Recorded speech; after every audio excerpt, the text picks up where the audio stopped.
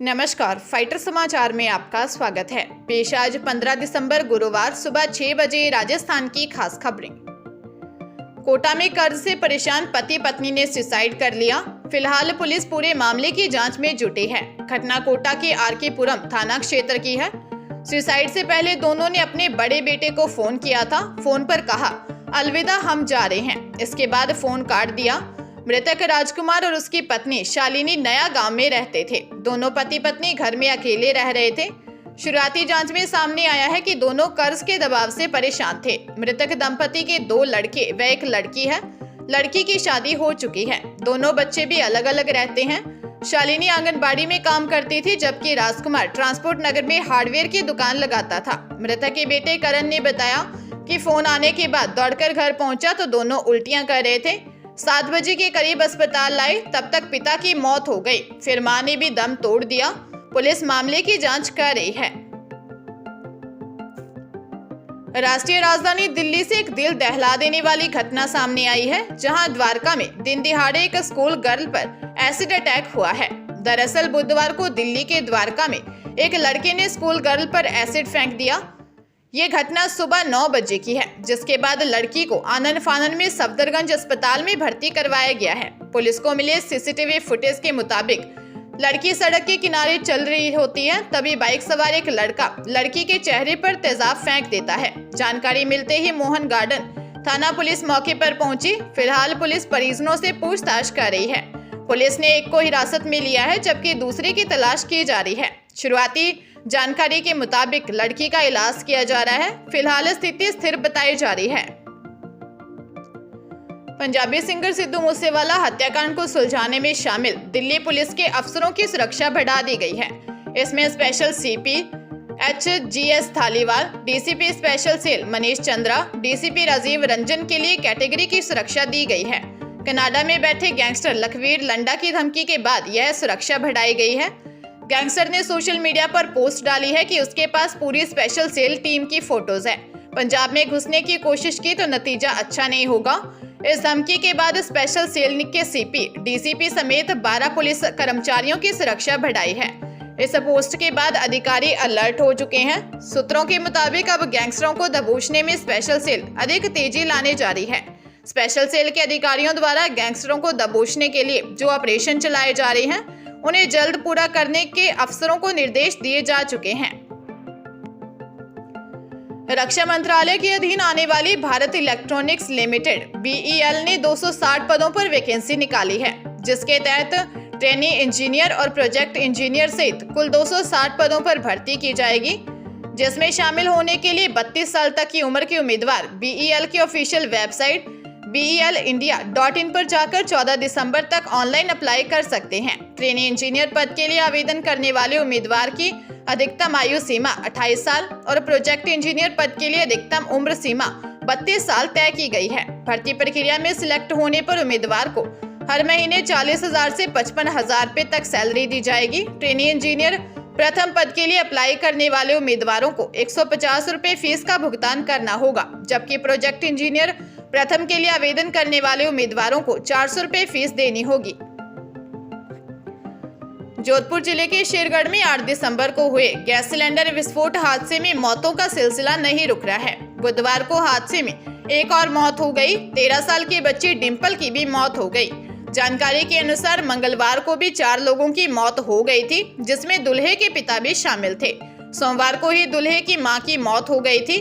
अब तक इस हादसे में कुल 24 लोगों की मौत हो गई है। गौरतलब है कि गुरुवार को सुरेंद्र सिंह की बारात रवाना होने वाली थी। उस समय गैस सिलेंडर फटने से परिवार के 52 लोग झुलस गए थे। इन्हें जोधपुर के महात्मा गांधी अस्पताल में लाया गया था।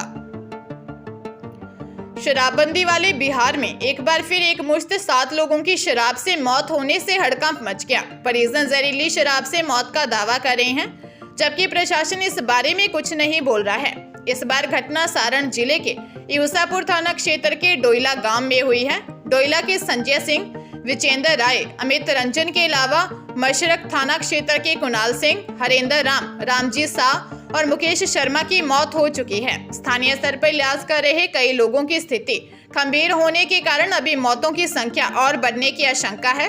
फिलहाल पुलिस मामले की जांच कर रही है।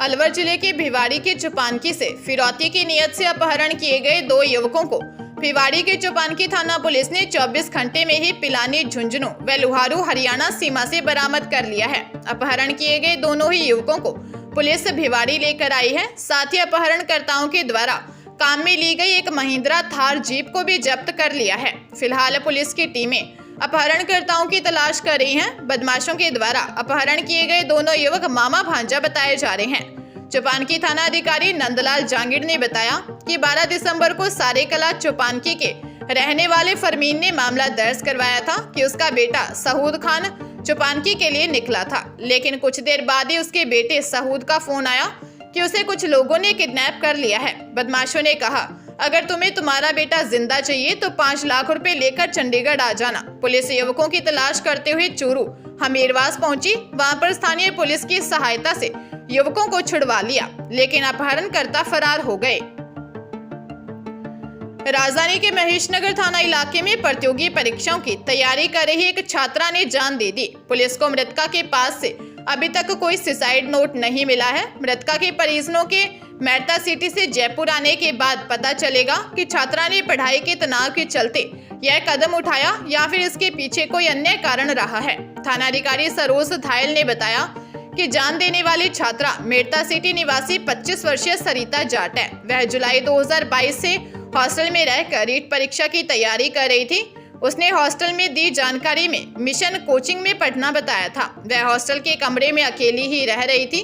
थानाधिकारी सरोज ने बताया कि हॉस्टल संचालक हनुमानगढ़ का रहने वाला है। वह अभी जयपुर में न होकर अपने गांव गया हुआ है। फिलहाल प्रकरण में पुलिस की जांच जारी है। उत्तर प्रदेश के फिरोजाबाद जिले में आगरा लखनऊ एक्सप्रेसवे पर भीषण हादसा हुआ है। थाना नंगला खंगर क्षेत्र में बुधवार सुबह एक्सप्रेसवे पर 61 माइलस्टोन के समीप डीसीएम से बस की टक्कर हो गई, जिसके बाद बस नीचे जा गिरी। हादसे में 6 लोगों की मौत हो गई, 22 यात्री घायल हो गए। घायलों को सफाई रेफर किया गया। मृतकों में 14 महीने का बच्चा, 1 महिला और 4 पुरुष शामिल हैं। जानकारी के अनुसार लुधियाना से स्लीपर बस रायबरेली जा रही थी। बस में करीब 60 यात्री सवार थे। सूचना पर पहुंची पुलिस ने घायलों को बस से बाहर निकाला और अस्पताल भिजवाया। पुलिस ने बताया कि हादसे में 22 वर्षीय रीना, पत्नी सुनील निवासी फतेहपुर, उसका 15 वर्षीय पुत्र अयांश, 67 वर्षीय संतलाला निवासी कौशाम्बी तथा अन्य 3 व्यक्तियों की मौत हुई है, जिनकी शिनाख्त नहीं हो सकी है। जयपुर के एक होटल में युवती से रेप का मामला सामने आया है। वह होटल में ठहरे अपने दोस्त से मिलने के लिए गई थी। किसी काम से दोस्त के बाहर जाने पर होटल ऑनर ने अकेला पाकर युवती से दुष्कर्म किया। दोस्तों की मदद से कमरे में बंद कर खींचे अश्लील फोटोज को वायरल करने की धमकी दी। जयसिंहपुरा खोड़ पुलिस ने बताया कि युवती ने रिपोर्ट दर्ज करवाई है कि 21 नवंबर को उसका दोस्त मानबाग स्थित होटल में आकर ठहरा था। दोस्त से मिलने वह होटल आई थी। शाम को दोस्तों से होटल में छोड़कर किसी काम से बाहर गया था। उसी दौरान आरोपी नीलू, राजू उर्फ रज्जाक और फौजी आए। तीनों आरोपी खुद को होटल का मालिक बता रहे थे। तीनों उसे जबरदस्ती उठाकर कमरे में ले गए। आरोपी नीलू ने उसके साथ जबरन रेप किया। कमरे में बंद कर उसके अश्लील फोटोज खींच लिए। पुलिस मामले की जांच कर रही है।